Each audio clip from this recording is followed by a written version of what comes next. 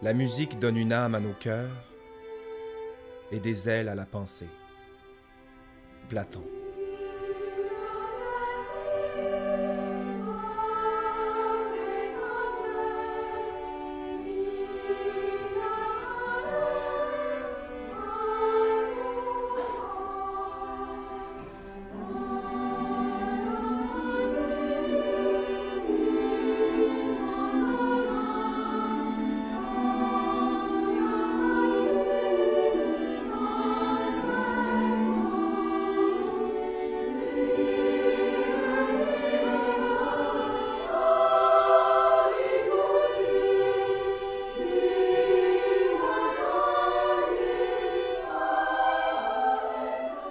Sympholie vocale est la plus ancienne chorale francophone de la région, non rattachée à une paroisse de l'ouest de l'île de Montréal. Le chœur a d'abord évolué sous la baguette de Gilles Gaudet jusqu'en 1995. Ensuite, pendant 15 ans, Yvan Sabourin a assuré la direction musicale. Depuis le printemps 2010, le chœur est dirigé par Julie Dufresne.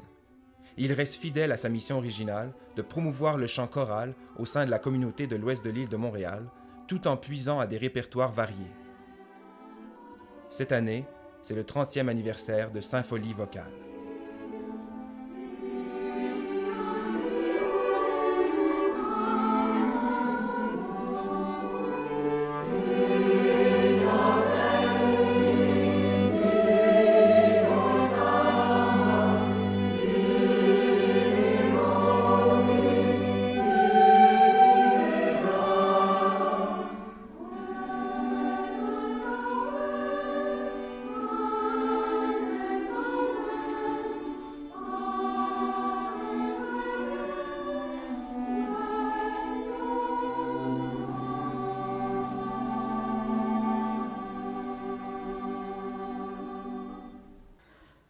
Je souhaite que les gens soient heureux. Au fond, ce qu'on veut, comme président, là, je me dis, ma plus belle récompense, c'est quand les gens sont heureux. Quand les gens sont contents, quand les gens sourient. Pour moi, je ne recherche pas autre chose que ça. Notre plaisir, c'est que les choristes aient du plaisir. J'ai entendu une discussion à la radio cet automne, puis on parlait d'une chorale, justement. Puis il y a quelqu'un qui a dit une phrase qui, moi, m'a beaucoup touché, parce que je me disais, mon Dieu, il vient de résumer ce que je pense. Il disait, quand on chante en chorale, tout part du cœur et tout revient au cœur. En fait, je dirais qu'il n'y a jamais rien d'acquis. Le cœur se maintient d'année en année par la volonté seule de ses membres, finalement. Ce qui fait, je pense, la longévité du cœur, c'est cette volonté-là de donner, oui, des beaux concerts, mais la volonté aussi de faire que chaque semaine, la répétition soit agréable. Donc, c'est un travail d'écoute, puis c'est qu'il faut aussi communiquer notre enthousiasme au choristes. Si le chef de chœur n'est pas enthousiaste, parce que bon, c'est pas une multiple raison, si le conseil d'administration n'est pas enthousiaste, les choristes, ils vont le sentir forcément. Donc, c'est à nous de transmettre cette valeur-là aussi, qui est le plaisir d'animer ce chœur-là. En fait, ce qu'il faut donner, c'est de l'émotion aux gens. Il faut donner du plaisir aux gens. Tu sens que le public réagit, tu vois les sourires, tu vois les gens se fermer les yeux pendant qu'on chante. Ça veut dire que c'est beau, ça veut dire qu'ils sont contents, qu'ils se laissent toucher par cette musique-là. Finalement, l'ECA, c'est ce que j'appellerais peut-être le moteur du chœur. C'est tout le volet gestion, planification, gestion des finances d'abord. S'assurer qu'on a des cotisations qui nous permettent de réaliser nos projets. Donc, c'est voir à la bonne administration du chœur. Puis, le chef de chœur, quant à moi, c'est l'âme du chœur. Donc, c'est lui qui donne l'émotion du chœur, qui va aller chercher ce qu'il y a de meilleur en chacun des choristes. Donc, c'est deux volets différents, mais deux volets qui sont complémentaires. Le chef de chœur ne peut pas tout faire à lui seul, et le CA ne peut pas faire non plus la job du chef de chœur. Je te dirais que Julie, c'est la lumière du cœur. Julie, c'est une source de lumière. C'est une fille, tu la connais, c'est une fille radieuse, spontanée, souriante, compétente aussi.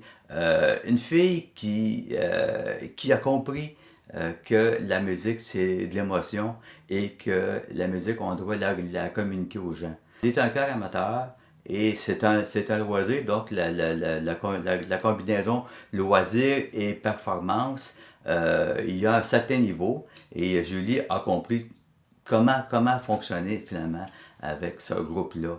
Et ça fonctionne très très bien. Donc on essaie de varier le programme. On engage des musiciens aussi, pas toujours. Souvent on a juste un pianiste. Question d'argent aussi évidemment. Mais là pour notre 30e, on avait ramassé pas mal d'argent depuis 2-3 ans. Donc on peut se permettre d'avoir un orchestre de 11 musiciens. Ça pour nous c'est un gros cadeau. Tous sur la même base. Hein. Que tu sois électricien ou médecin ou notaire, on a tous, ce qu'on a en commun c'est notre voix. Toutes ces voix, c'est ça aussi. C'est ce qu'on partage, c'est la musique. Bon, je recule il y a un an. Ça faisait un bout de temps que je cherchais un thème. Bon, je pensais à ça. Puis là, je faisais des recherches sur Internet. Puis, à un moment donné, j'ai mis ça un peu en dormance. Et une nuit, j'ai eu un flash.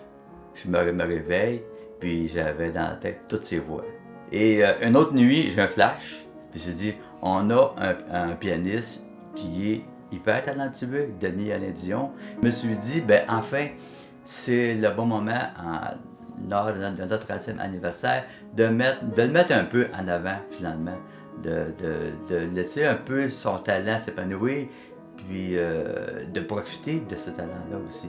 Et Denis Alain était enchanté, d'autant plus qu'il connaît le cœur, il connaît la capacité vocale du cœur.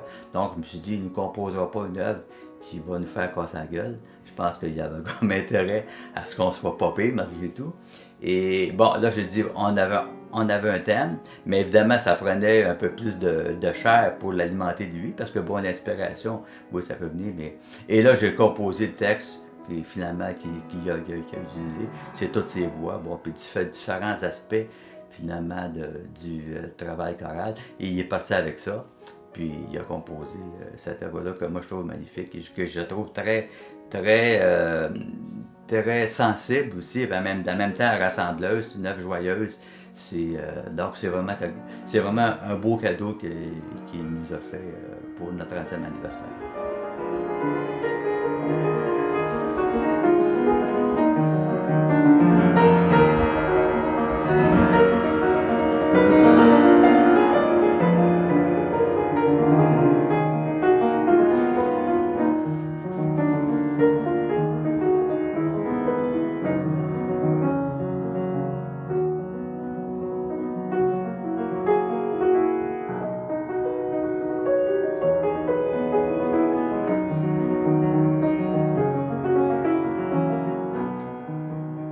La mission de Symphonie vocale.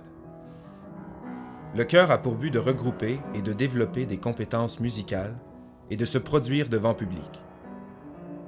Le chœur produit quelques concerts par année, déterminés au calendrier des activités annuelles, en plus de la possibilité de participer à différentes manifestations à caractère communautaire. Il vise à l'épanouissement de tous et de toutes. L'histoire, entre autres, nous enseigne à propos de la précarité de la musique.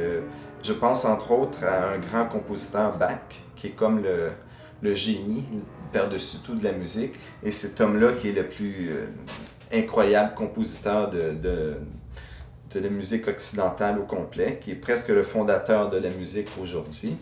Alors, il a vécu dans une misère assez difficile toute sa vie.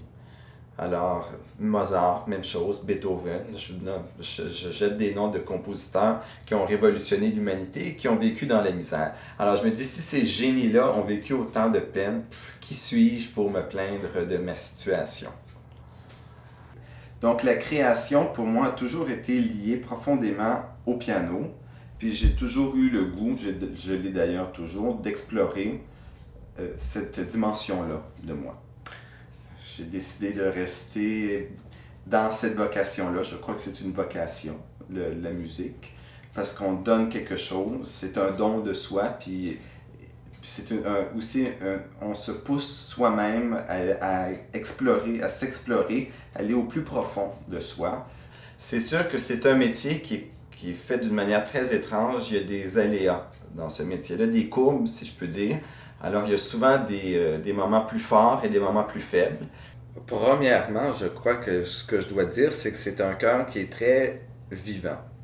dans le sens où les gens sont très accueillants et puis le répertoire est très diversifié, musical, le répertoire musical. Et puis avec Symphonie, j'ai beaucoup de plaisir et entre autres, ces éléments-là sont réunis. Donc, et en plus, je m'entends extrêmement bien avec Julie, qui est la directrice. Nous avons une magnifique synergie. Avec le chœur aussi, mais avec Julie, j'ai travaillé entre autres sur d'autres projets, puis on était vraiment fous. C'était un grand plaisir. Donc, de la retrouver là, c'est comme le bonheur total. Et puis ensuite, j'aime beaucoup, comme pianiste, j'ai accompagné beaucoup de chœurs. Et je trouve que Julie a une approche très unique. Moi, j'ai rarement vu une approche comme ça avec des chœurs. Donc, c'est toujours un émerveillement pour moi de l'avoir travaillé avec le chœur. J'y envoie des fleurs, mais c'est bien senti, c'est bien vrai ce que je pense. Je voulais créer une œuvre définitivement tonale, d'esprit très chantant, donc. Et puis, il me faut un thème musical, un thème récurrent, qui va être le lien conducteur à travers tous les mouvements, c'est-à-dire une pièce chorale de 30 minutes avec 10 instruments. Je crois que le fait d'avoir autant cogité dans ma tête, ça m'a beaucoup aidé quand est arrivé le moment de faire naître cette œuvre-là. J'étais bien fier de cette réalisation-là, puis je crois que les choristes ont aussi beaucoup de plaisir à la chanter. Alors, ma collaboration avec Symphonie vocale me comble beaucoup. J'ai beaucoup de plaisir avec cet ensemble-là et avec Julie, comme je vous l'expliquais. Donc, je l'espère très fructueuse et très longue. Je crois que le moment le plus important pour moi qui s'en vient, c'est dans le futur. Il n'est pas encore là. Il se prépare. Ça va être définitivement la création de ma cantate. Parce que d'abord, c'est mon petit bébé, si je peux dire, la cantate. Et puis, la manière dont s'est créée cette œuvre-là, pour moi, elle était un peu souffrante. Donc, de la voir se réaliser, alors c'est un grand bonheur pour moi. Donc, je pense que ça va être ça qui va être le pinacle de ma collaboration avec Symphonie, cette création.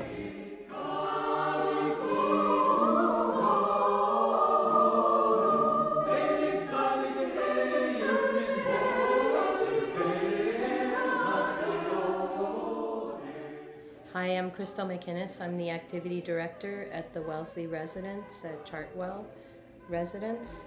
Yeah. For a lot of people, music is something that reaches deep down into them and they have an emotional connection. A lot of songs bring back memories of different times in their life and different events that went on in their lives. And we have people that come from different countries, different nationalities. But music is a way that everybody can communicate with one another, and it's something that everybody understands, whether they know the words or not. It's kind of a universal language, and it's something that has an emotional impact on pretty much anybody.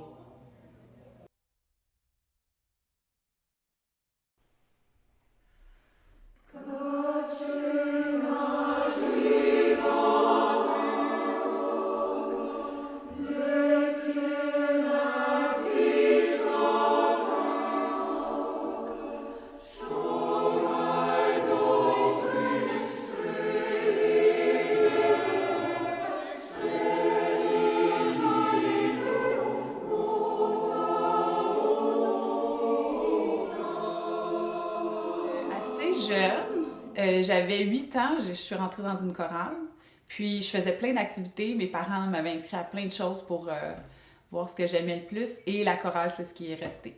Par hasard, un prof de chant qui m'a dit « Toi, t'as une belle voix, go! » Et elle m'a amenée faire les auditions au conservatoire en chant classique, puis j'ai été acceptée. Donc, une semaine, je rentrais à l'université, puis 5 jours plus tard, je suis rendue au conservatoire. Mais je suis vraiment privilégiée et très, très heureuse d'être dans ce monde-là un peu particulier. Bien, je pense que premièrement, la chorale, c'est mon instrument. Je suis pas chanteuse et après ça, chef de chœur. Je suis chef de chœur. Un but pour tout le monde, le même but pour tout le monde. C'est vraiment un cœur... je pense que quand j'y pense, là, avant même la musique, je pense que c'est un cœur humain.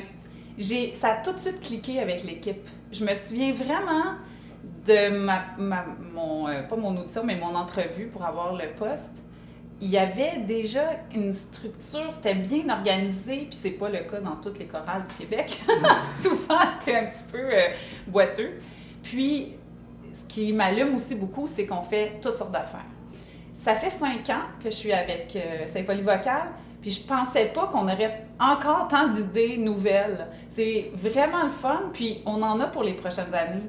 On a une super belle année pour le 30e, mais en plus, il y a d'autres choses qui s'en viennent. Donc, il y a toujours de la fébrilité, puis c'est super motivant. Moi, mon but, on a fait ça beaucoup avant Noël. On est allé chanter dans des centres de personnes âgées puis des CHSLD. On le fait toujours un peu, mais là, on l'a fait plus que d'habitude. Puis on l'a fait dans des conditions plus difficiles parce qu'il y avait des gens vraiment assez malades. Et là, de voir à quel point on pouvait donner quelque chose de merveilleux puis de plus aux gens. Je pense que le 30e, on avait ce désir-là, tu sais, de donner autour de nous dans la communauté. Mais ce que je sais, c'est que pour l'instant, ça va super bien puis je suis vraiment heureuse avec eux. J'espère que c'est réciproque. Je pense que oui, ça se passe super bien. Donc, je sais que pour les prochaines années, je suis là 100%, ça c'est certain. On a 11 musiciens. L'œuvre principale a été écrite par Denis-Alain Dion, notre pianiste. Tu sais, fait que c'est spécial, c'est rare d'avoir une œuvre qui a été écrite pour nous. De toutes sortes d'époques musicales qui sont autant du temps de Mozart qu'aujourd'hui. Tu sais, des arrangements spéciaux, drôles, avec des bruits ou avec des paroles comiques ou, tu sais, qui ont été faites. J'en ai du Québec, mais j'en ai aussi d'Autriche, là. Tu sais, c'est vraiment, vraiment super varié. Donc, je pense qu'on va aller sur quelque chose de drôle. Ça fait quand même plusieurs années qu'on se connaît, Denis, Alain et moi. Puis, on a établi vraiment une complicité avec les années.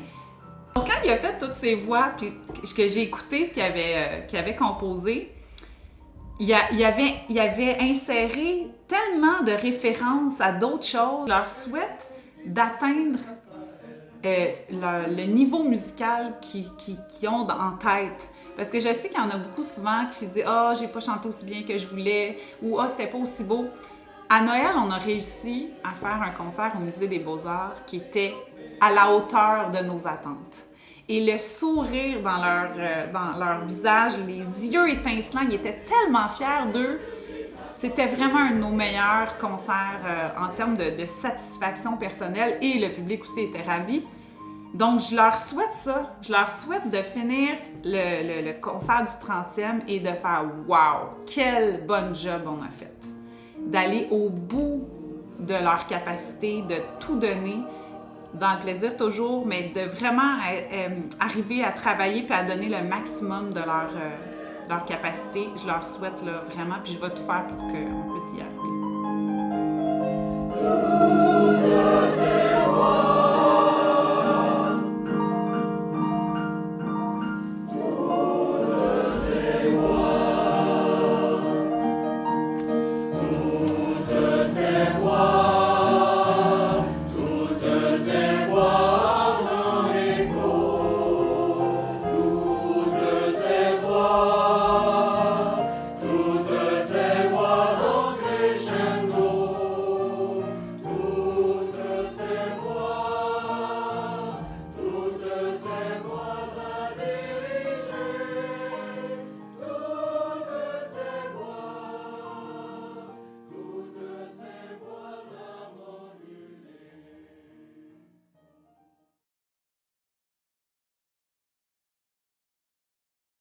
La musique chasse la haine chez ceux qui sont sans amour.